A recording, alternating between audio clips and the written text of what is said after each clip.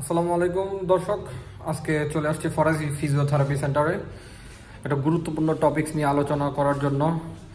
আমরা দেখতে পাই অনেক সময় হাঁটুতে ব্যথা পেলে বা যারা বয়স্ক একটা নির্দিষ্ট বয়সের পর মানুষের হাঁটুতে ব্যথা হয় বা হাঁটু স্বাভাবিকভাবে চলাচল করে না, আগের মতো যেভাবে একটা পরিস্থিতি থাকে সেই পরিস্থিতিতে থাকে না। সে ব্যাপারে জানার জন্য আজকে চলে আসছি ফরাজি ফিজিওথেরাপি সেন্টারে।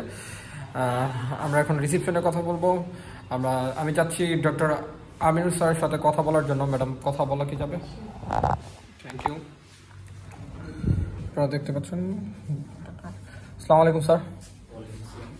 স্যার ভালো আছেন?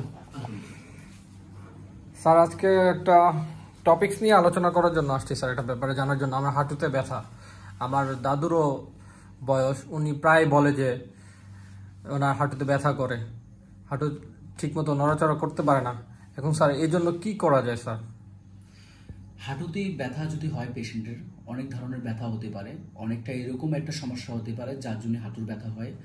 ডিজিজ রিলেটেড প্রবলেম হতে পারে, যেরকম অস্টিও আর্থ্রাইটিস আছে, একটা সমস্যা আছে। তারপরে নি ইনজুরি হতে পারে। বয়স্ক পেশেন্টের ক্ষেত্রে দেখা গেছে কি যে হাঁটুতে হাড় যেটা আছে ওটা ক্ষয় হয়ে যায়। সেই সমস্যার জন্য আমাদের এখানে ফিজিওথেরাপি সেন্টারে অনেকটা এক্সারসাইজ করায়, তারপরে মেশিন দিয়ে সেই ব্যথাটা কম করা হয়। যদি কারোর হাঁটুতে যদি ব্যথা হয় সেক্ষেত্রে এরকম আছে কি 5টা বেসিক এক্সারসাইজ আছে, যেটা খুব সুন্দর এক্সারসাইজ। ওই 5টা এক্সারসাইজ করার পরে মনে করেন কি ব্যথাটা অনেকটা কম হয়ে যাবে। আর